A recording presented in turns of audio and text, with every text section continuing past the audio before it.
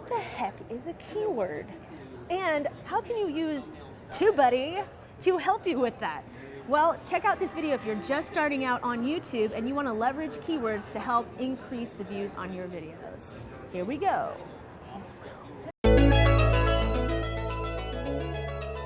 Hey, it's Michelle Osorio with Dare to Dream School. Once again, I'm with Andrew from TubeBuddy at VidCon 2019, and I get a lot of people asking me, what the heck is a keyword? I know I need it for YouTube, but why? And then also, I use TubeBuddy as a tool that helps me with keywords, but I think we should get it straight from the horse's mouth, no offense.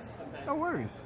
So take it away, please. So a lot of times people tend to overthink keywords. The best way to describe a keyword is the way YouTube looks at them. And YouTube follows wherever the audience is going.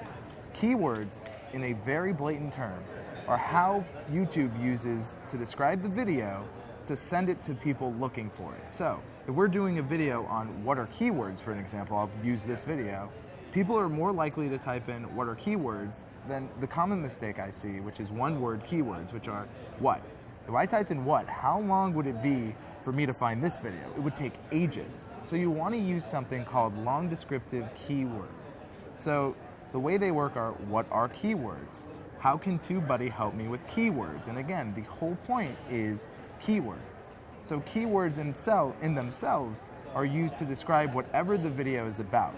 Keywords on YouTube specifically can only be based on whatever you title the video.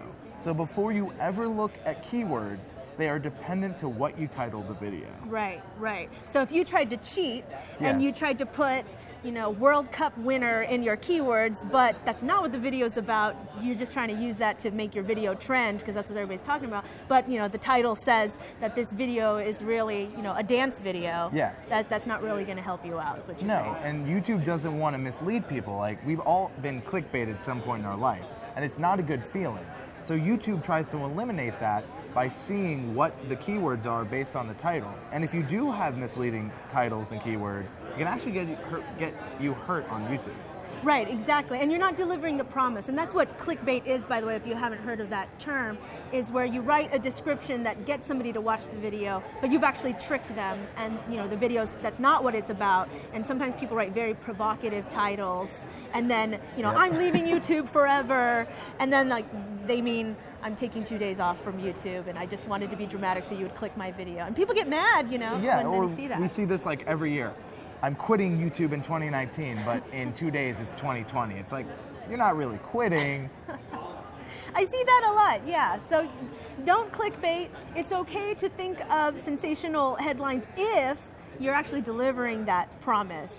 But like you said, the keywords need to match the title. Absolutely. And instead of being clickbaity, be click-worthy. Dang, that's good. Did you practice that ahead of time? No. Wow, good job. All right, so finally, another question I get asked a lot is, thumbnail strategy. And since TubeBuddy has a lot of tools related to that, I think we should have another video. Make sure you click on that in the description, or I'll make sure it's available here. We're going to talk about thumbnails because they're really, really important, right? Absolutely. They're one of the factors YouTube looks at. You can't SEO a bad performing thumbnail. There you go. You can't SEO as a verb. Okay, so make sure you check that out.